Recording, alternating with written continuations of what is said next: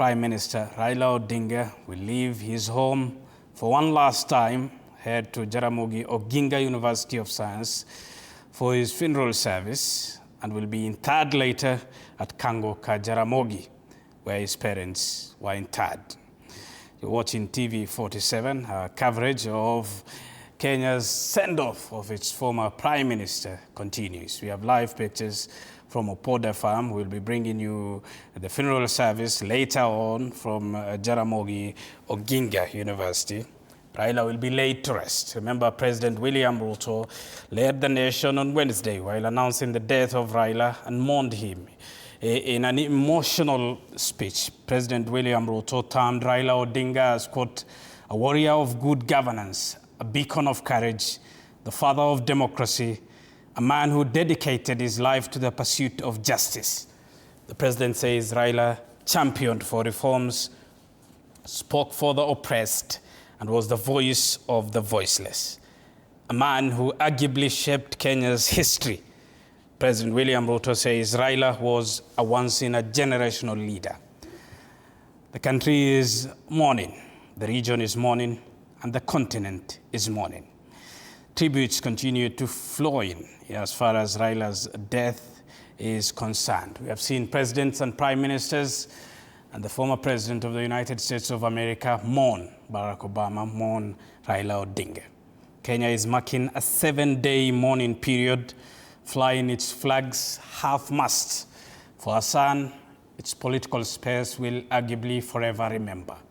Those are live pictures from Opoda farm, where Raila's body, the mortal remains of the former prime minister, will one time leave his home, head to Jaramogi Oginga University, which I believe we have pictures from, and will be interred later at Kango ka Jaramogi. The son of Kenya's first vice president, who himself made 5 stops at the presidency, first in 1997, 2007, 2013, 2017, and lately 2022. He has vied against 4 presidents, and he has worked with all of them. He had a cooperation agreement with President Moi. He had a handshake with President Uhuru Kenyatta. He had a government of national unity with the late Mwai Kibaki, and he died in a broad-based government with President William Ruto.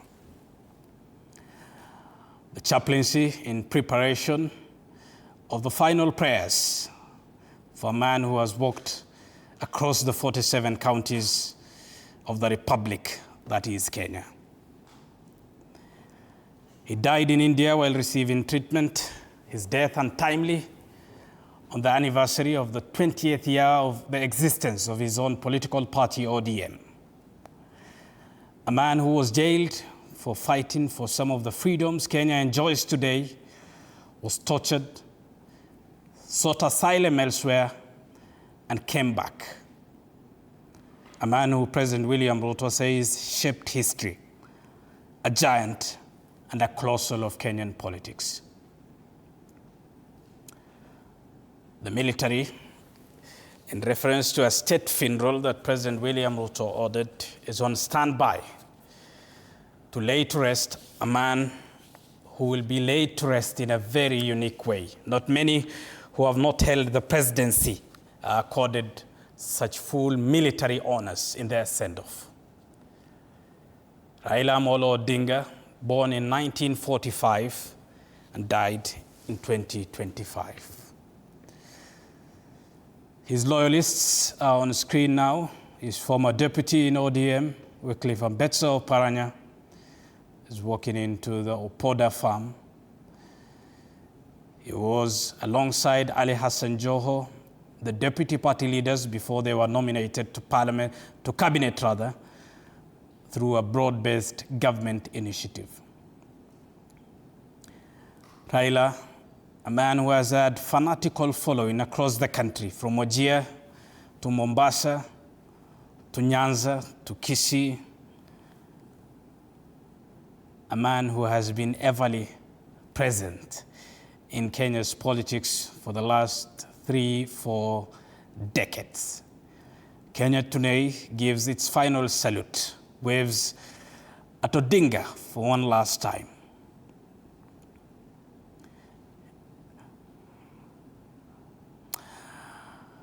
And let's bring in Apollo Kamau, who is on standby from Opoda farm, who continues to monitor the situation before the mortal remains of Raila Odinga leaves Opoda farm, heading to Jaramogi Oginga University of Science and Technology. Apollo, you are with one of Raila's key loyalists, cabinet minister now, but a former deputy to Raila for nearly a decade.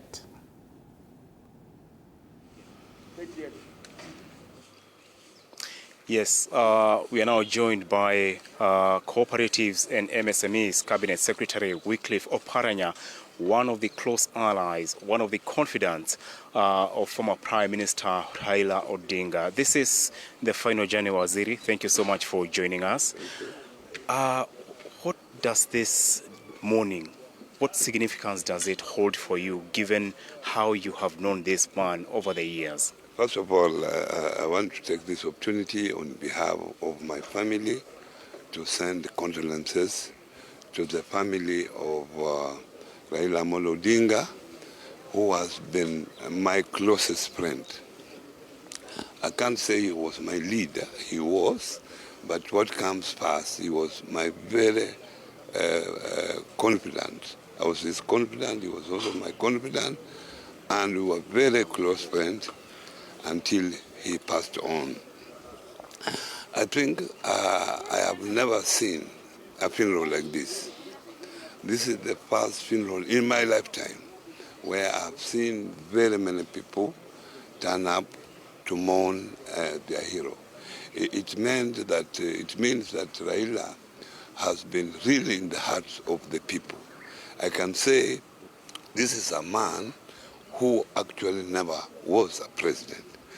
The way I've seen people running around, excited, pushing, crying, it shows that Raila had really touched the hearts of many Kenyans in this country. Yeah. What's your message to the people of Bondos here this morning as we begin the final journey? I think Raila, maybe many people never knew him.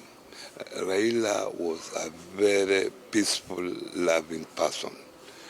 He was only aggressive when he was aiming at something.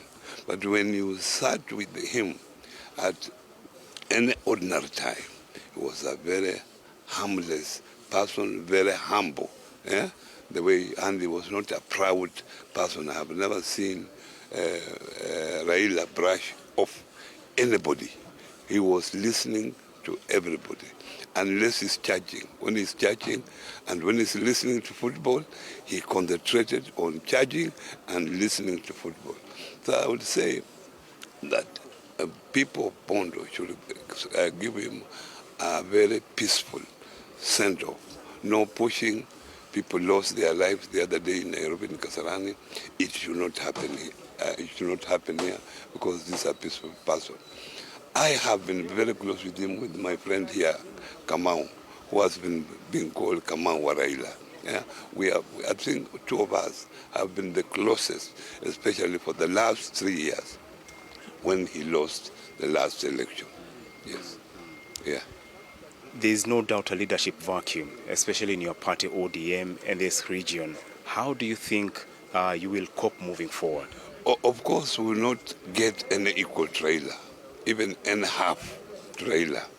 But what I will urge my members of ODM, supporters of ODM, that we should remain united in the party that Raila has helped us to build for the last 20 years. We should remain together. We are praying that we get leadership that will give us to put us together the way Raila did over the last 20 years. Yes. Thank you, Waziri, for speaking to TV47. Thank you very much. Thank you very much. Now, let's speak to Kamau Raila, as he is famously known. You've been with him in the trenches over the years, doing politics with him. You've been close to him. You've been the face in the Mount Kenya region. How does this moment feel in this final send-off? It's a very sad moment for me. I've been with Raila for the last 33 years. I was introduced to Raila by Kenneth Matiba when they left detention, the last detention. And we've been close. Raila accepted me as his son, he's confident. And any time Raila would wish to have a serious discussion, he would call me. On the 22nd of September, he called me to his house. We were only the two of us. The only person who came was his son, Junior, and he bid me farewell. His statement was, in the course of our discussion, his statement was, I've built a party for you. Even if I'm to go, you people should carry on. I spoke to him the day before he passed on. And he told me to talk to Dave Murathe. He had a message for me. I had been in Mombasa for the 20th ODM anniversary, the whole of the last week. And he's the one who had sent me there to go and observe what happens. He looked for me on Friday. We could not communicate. It was difficult. But on Saturday, I got him. While I was at the English Point with the directors, he called me back and we had a long chat. I gave him an update of what had happened in Mombasa, and he told me he had spoken to Gladys Wanga and Simba, but he wasn't satisfied until I talked to him. So I gave him a very good brief.